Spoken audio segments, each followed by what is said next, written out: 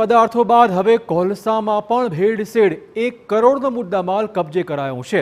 વાત મોરબીની છે કે જ્યાં મોરબી પોલીસે આયાતી કોલસાનું ભેળસેળનું કૌભાંડ પકડી પાડ્યું છે। જૂના સાદુડકા ગામે એલસીબીની ટીમે રેડ પાડી હતી અને ઇમ્પોર્ટ કોલસાની ચોરી કરી ભેળસેળનો પર્દાફાશ કર્યો।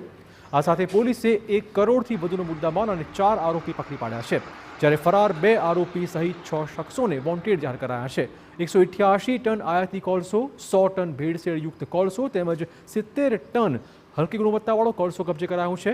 ઇમ્પોર્ટ કોલસો ભરી આવતી ગાડીઓના ડ્રાઈવરની મદદથી ઉત્તમ ગુણવત્તાવાળા કોલસાની ચોરી કરાતી હતી અને તેમાં હલકી ગુણવત્તાવાળો કોલસો મિક્સ કરી તેનું વેચાણ થતું હતું।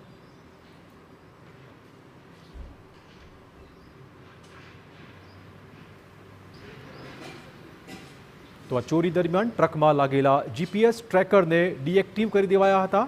તાળપત્રીના સિમ્બોલને પણ તોડ્યા બાદ ખબર ન પડે તે રીતે સીલ લગાવાતું હતું। તાળપત્રીના પેકિંગનું સીલ તોડનાર વ્યક્તિને ટ્રક દીઠ 1500 રૂપિયા ચૂકવાતા હતા। પોલીસે આરોપીઓની મોડસ ઓપરેન્ડીનો પર્દાફાશ કરી આયાતી કોલસાના કૌભાંડને ખુલ્લું પાડ્યું છે, ત્યારે હજુ આ મામલે કોણ કોણ સંડોવાયેલું છે તેની પણ તપાસ પોલીસ કરી રહી છે।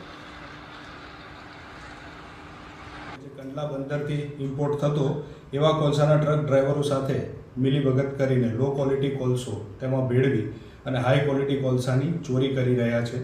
આ બાબતે એલસીબી પીઆઈશ્રીએ પોતાના સ્ટાફને સૂચના કરી રેડ કરતા સ્થળ પરથી 4 આરોપીઓ અને કુલ કિંમત રૂપિયા 1,09,55,000ના મુદ્દામાલ સાથે ઝડપી પાડી કુલ 10 આરોપીઓ વિરુદ્ધ મોરબી તાલુકા પોલીસ સ્ટેશનમાં ફરિયાદ નોંધાવી છે।